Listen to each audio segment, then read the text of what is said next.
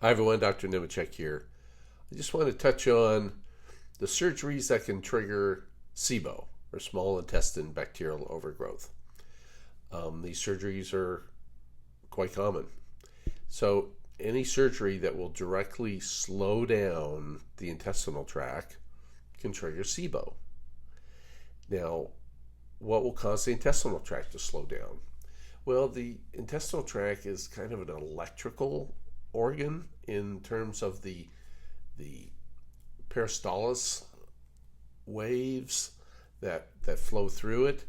And during surgery, when the intestinal tract is touched with a steel object like a retractor or a clamp or a scalpel, you have the potential of kind of short-circuiting that, and everything slows down.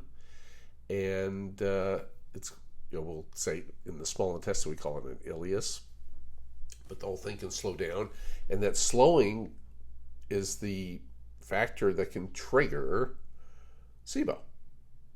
Now, the SIBO won't go away afterwards. We don't believe that.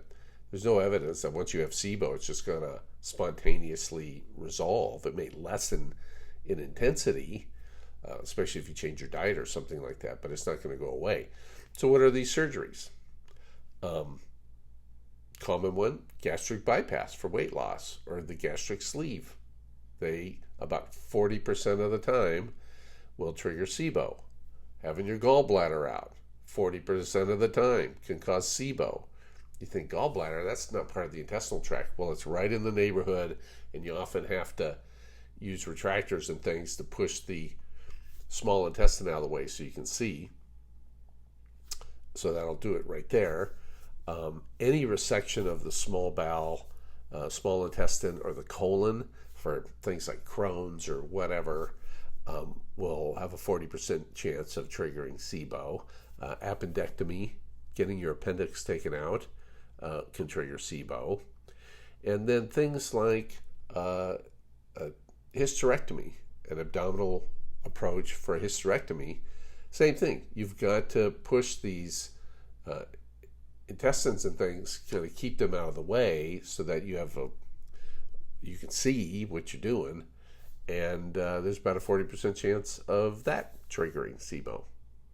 So if you just think about like gallbladder surgery and hysterectomies and appendectomies, that's a lot of people, and 40% probably have SIBO. Now,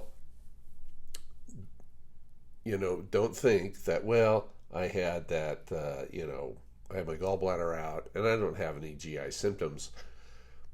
About 30% of the patients with SIBO really have no intestinal symptoms. So that's not a good clue. But if you're having other, as I discuss here, other inflammatory problems like, heck, anything, you have to consider that you may have SIBO underlying and it's fueling that. And then you're going to want to deal with the SIBO. So anyhow, if you've had any of these surgeries, be very suspect, because you have almost a 50% chance you develop SIBO from them. That's all for today. Everybody have a good day. Bye.